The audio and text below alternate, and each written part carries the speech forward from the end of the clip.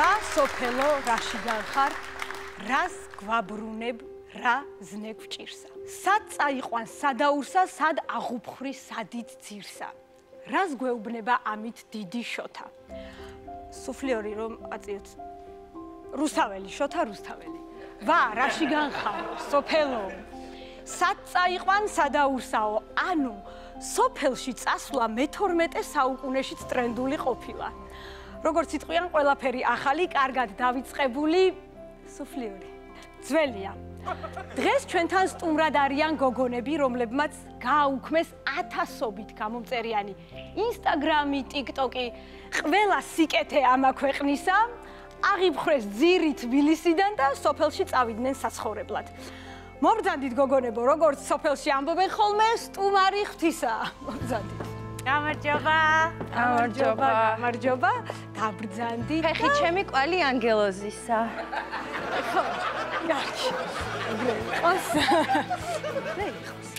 გოგონებო მოდით ყველაფერი თანმიმდევრულად მოვუყვეთ ტელემაყურებელს ხო ესე ამბავი მოკლედ როგორ იყო ეხლა მე მოგიყვებით ერთ დღეს დედათაკომ გადავწყვიტეთ რომ სოფელში წავსულიყავით და წავედით ასე მარტივად მოხდა ეს ყველაფერი?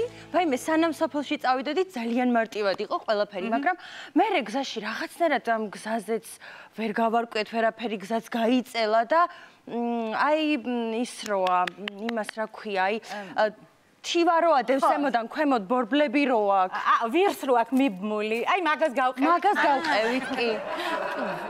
გასაგებია. მოდი ახლა მითხარით თქვენი აი პირველი ემოციები, შთაბეჭდილებები, აი როგორი იყო აი დამოკიდებული. აიმე. რას ყვევი? გითხრა. პირველად რო დავინახე თივა, რა დამემართა, იცით? რა? მეთქი ამ ბალახს რა მოუვიდა. შოკში იყო. გადამებია. თქვენთან უნდა თქვენთან პირველი აი ყველაზე დიდი შთაბეჭდილება რამაც მოახდინა და დამამახსოვრდა იყო თქვენ თუ იცოდით რომ პომიდორი თავიდან არის მწვანე და თანდათან წითლდება. ეს რომ ნახეთ ჩემი ორი თვალით ვიფიქრე რაღაც არტიათ. თან პირველად რომ ნახეთ, აი თვალებს არ ბუჯერებდით. არ ბუჯერებდით. იცოდ, ნანახი გაქვთ თქვენ? უნდა ნახოთ აუცილებლად. აი სოფელთან შეხება თუ გქონიათ აქამდე? იცით, რაღაც აი გადმოცემის დონეზე ვიცი, რომ ბაბუა ჩემის დიდი ბაბუა იყო სოფლიდან. აჰა. რომელი სოფლიდან? იცით, აუ, არ ვიცი, იმიტომ რომ წინაპრებში ვერ ვერკვევი.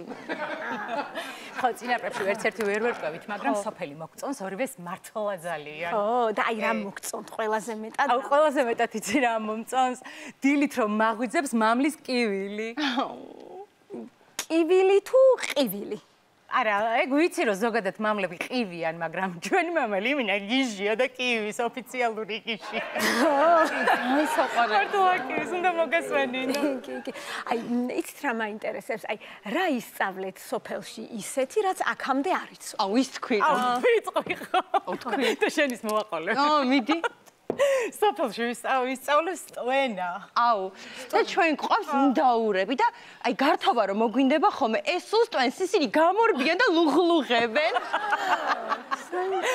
არა, გოგო, კი არ ლუღლუღებენ. ინდაურები ყვითყვითებენო, ესე არ გითხრა ბარძიმა ანთაჟაძია? აუ.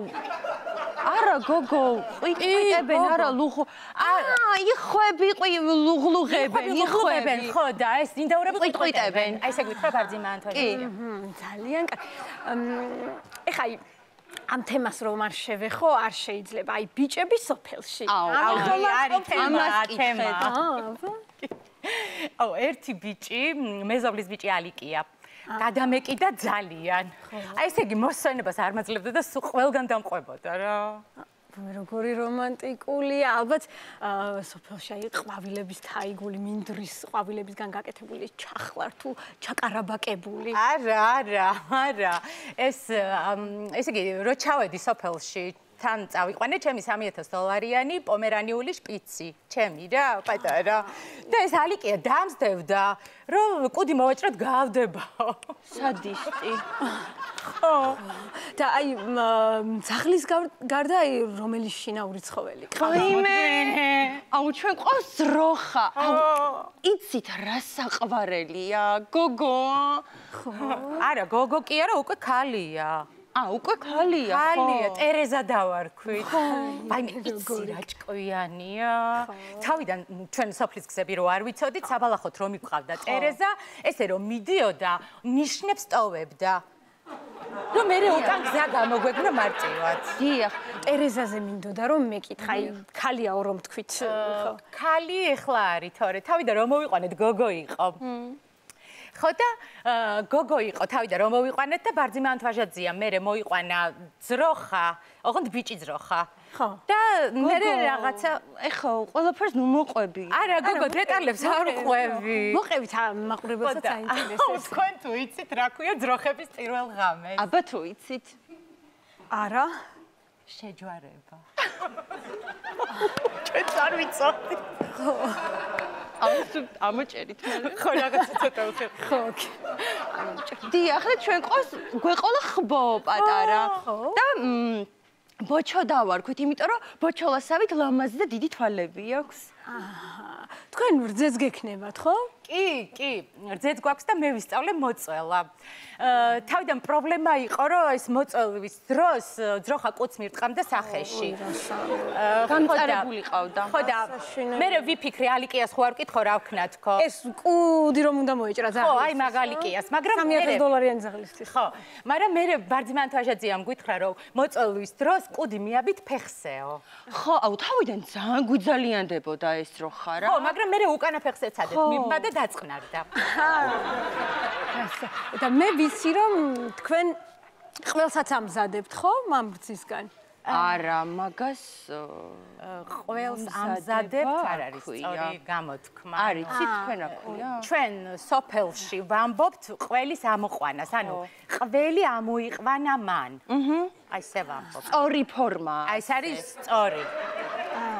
ფიცით როგორ იყო, თავიდან ეს ყველის ამოყვანა რო გვინდოდა, ამ რძიან ქვაბს დავდგავდით ხოლმე გაზზე, ვაცხელებდით, უნდა ამოგვეყვანა, მერე რო ვერ გავაკეთეთ, გადმოვდგით უკან და ცივით ცადოთ, გავაგრილეთ რა.